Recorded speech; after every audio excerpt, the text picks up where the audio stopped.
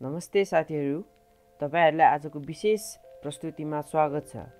Ghorahi सिमेन्टको IPO हालसालै निष्कासन हुने क्रममा रहेको छ। यसको आइपीओ चाहिँ बुक बिल्डिङ प्रणालीबाट आउँदैछ। यस भिडियोमा हामीले निम्न टपिकहरू कभर गर्नेछौँ र यी सम्पूर्ण कुराहरूको बारेमा व्याख्या गरिसकेपछि तपाईहरुलाई कुनै पनि कुराको बारेमा केही जिज्ञासा हुँदैन भन्ने आशा गर्दछु। ल अब चाहिँ ढिलो नगरिकन विषयवस्तुभित्र प्रवेश गर्छौँ हामी। घोराही सिमेन्ट इन्डस्ट्रीको आइपीओ एनालाइसिस। यो कम्पनी चाहिँ म्यानुफ्याक्चरिङ र प्रोसेसिङ सेक्टरमा पर्छ र केयर नेपालले यस कम्पनीलाई BBB को रेटिङ प्रदान गरेको छ। यसको मतलब कम्पनीले मध्यम स्तरको सुरक्षा प्रदान गर्न सक्ने र वित्तीय दायित्वहरूको पनि समयमै सेवा दिन सक्ने देखिन्छ।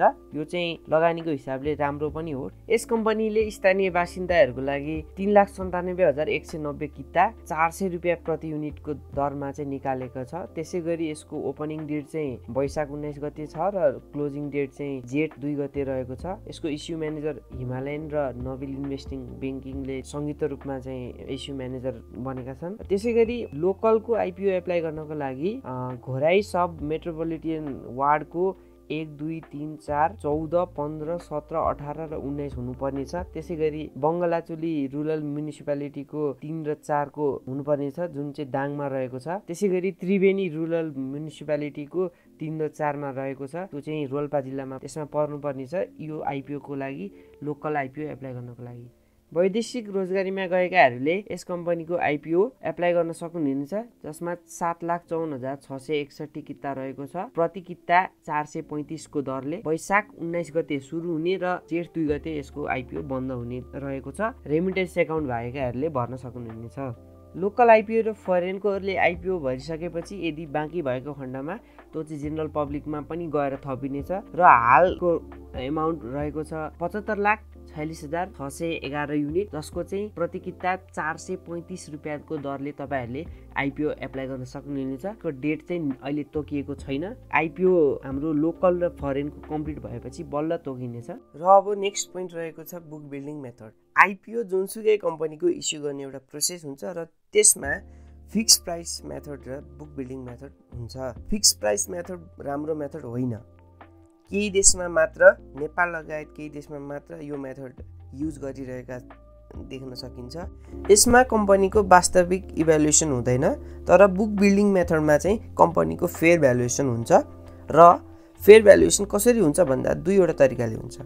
एउटा छ डिमान्ड इन मार्केट, त्यसलाई कम्पनीको कतिको माग छ भन्ने बुझिन्छ, र प्राइस विलिङ टु पे भनेको कति मूल्यमा चाहिँ तिर्न तयार छन्।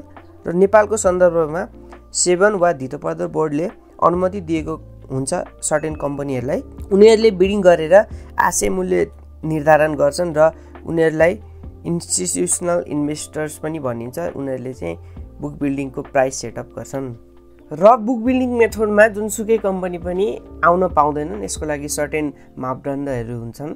सुरुमा रहेको छ एप्रुभल फ्रम एजिएम, वार्षिक साधारण सभाबाट सबैले एप्रुभ गरेको हुनुपर्छ। दोस्रो नम्बरमा रहेको छ profit in last 3 years, last 3 वर्षमा चाहिँ प्रफिट कमाएको हुनुपर्नेछ। त्यसै गरी तेस्रो पोइन्टमा रहेको छ नेटवर्थ पर सेयर चाहिँ 150% भन्दा माथि हुनुपर्छ फेस भ्यालुको। नेपालको केसमा फेस भ्यालु चाहिँ 100 रुपियाँ हुने गर्दछ। त्यसै गरी average or above average rating हुनुपर्छ। नेपालमा युजली इक्रा नेपाल र केयर रेटिङले चाहिँ रेटिङ प्रोभाइड गर्ने गर्दछन्। त्यसमा चाहिँ एबभ र एबभ एभरेज रेटिङ हुनुपर्नेछ।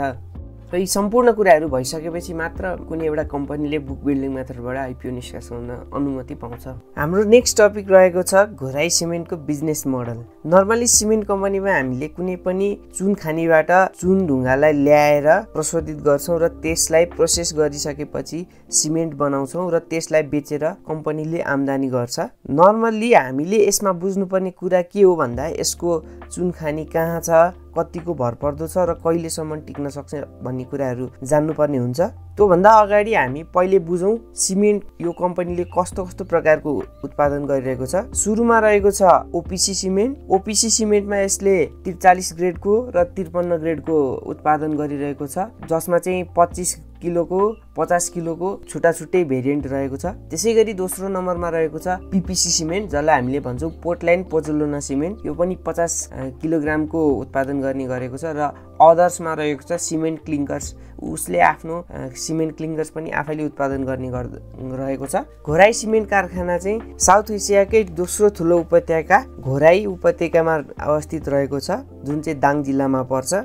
करिब 100 बिघा क्षेत्रफलमा यसको टोटल साइट रहेको छ। त्यसै गरी आफ्नो छुट्टै खानी रहेको छ, जसको चाहिँ लाइफ स्प्यान 30 वर्षभन्दा माथि रहेको छ। त्यसै गरी आफैले करिब 3000 मेट्रिक टन चुन चाहिँ डेली उत्पादन गर्छ र त्यसै गरी 2200 मेट्रिक टन सिमेन्ट उत्पादन गर्छ र त्यसलाई चाहिँ बोरामा भन्दाखेरि लगभग 45,000 बोरा पर डे चाहिँ प्रोडक्सन गरेको हुन्छ। र त्यसै गरी हाम्रो घोराई सिमेन्ट इन्डस्ट्रिजको सब्सिडियरिज कम्पनीहरूमा चाहिँ हाम्रो Gorkha cement, Pashupati cement, Vishwakarma cement चाहिँ यसको सब्सिडियरीको रूपमा रहेको छ, जसले चाहिँ यसको ओभरअल प्रफिट र मार्केटलाई चाहिँ धेरै बुस्ट अप गरेको देख्न सकिन्छ।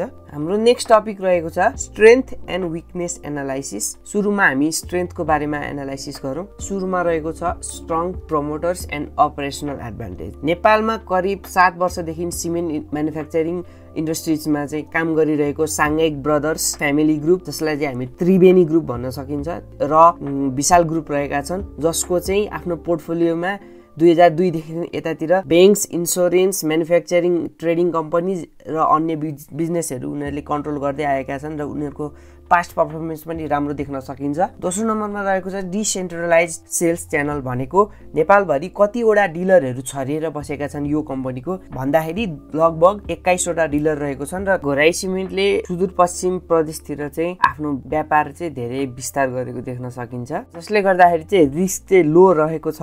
त्यसै गरी अर्को पोइन्ट रहेको छ प्रोफिटेबिलिटी। रिसेन्ट रिपोर्टका अनुसार यो कम्पनीको अपरेटिङ प्रफिट मार्जिन चाहिँ 18% रहेको छ र नेट प्रफिट मार्जिन चाहिँ 8% रहेको छ। अब हामी विकनेसको बारेमा कुरा गर्छौँ। सुरुमा रहेको छ foreign exchange fluctuation risk and र मेटेरियल प्राइस भोलाटिलिटी रिस्क। यसमा चाहिँ हाम्रो आर्थिक मन्दीको कारणले गर्दाखेरि, वैदेशिक मुद्राको सञ्चितको कारणले गर्दाखेरि, बाहिर देशबाट ल्याउनु पर्ने र मेटेरियल्सहरूकोमा अभावको कारणले गर्दाखेरि आएको भोलाटिलिटी र प्राइस रिस्क भयो। दोस्रो नम्बरमा रहेको छ working capital intensive nature of operation, भनेको कुनै पनि एउटा कम्पनीले अर्को कम्पनी, जस्तै सिमेन्ट कम्पनीले अर्को कम्पनीसँग क्यासमा डिल गर्नलाई उसले सर्टेन टाइम लिन सक्छ। जस्तै कुनै पनि एउटा कम्पनीले उसबाट सिमेन्ट लियो भने चाहिँ युजली 2019-20 को रिपोर्ट अनुसार 99 डेजमा चाहिँ उसलाई पेमेन्ट आउने गर्दछ र यसमा चाहिँ क्यास फ्लो चाहिँ अलिकति विक भएको देख्न सकिन्छ। नेक्स्टमा रहेको छ इन्ट्रेस्ट रेटको एक्सपोजर। युजली नेपालमा इन्ट्रेस्ट रेट चेन्ज भएको कारणले गर्दाखेरि सिमेन्ट इन्डस्ट्रिजहरूले लिएको ब्याङ्कबाट लिएको लोनहरूमा पनि इफेक्ट हुने गर्छ र त्यसले गर्दाखेरि चाहिँ यिनीहरूको प्रफिटमा चाहिँ इफेक्ट गर्ने गर्दछ। त्यसै गरी नेक्स्टमा रहेको छ चाहिँ कम्पिटिसन धेरै हुन्छ यो सिमेन्ट इन्डस्ट्रिजहरूमा र लगभग अहिले चाहिँ नेपालमा 55 भन्दा बढ्ता सिमेन्ट म्यानुफ्याक्चरिङ कम्पनीजहरू चाहिँ इस्टाब्लिस भइसकेको छ, जसले गर्दा चाहिँ कम्पिटिसन धेरै भएको कारणले गर्दाखेरि उनीहरूको प्रफिट र सेल्स ग्रोथ पनि घट्न गरेको देख्न सकिन्छ। त्यसै गरी नेक्स्टमा रहेको छ नेपाल इलेक्ट्रिसिटी अथोरिटी। विद्युत प्राधिकरणले चाहिँ विद्युतको रेटहरूमा पनि उनीहरूलाई चाहिँ अलिकति सहुलियत नदिएको कारणले गर्दाखेरि यसमा केही प्रब्लम आउन सक्छ भन्ने भन्न सक्छौँ।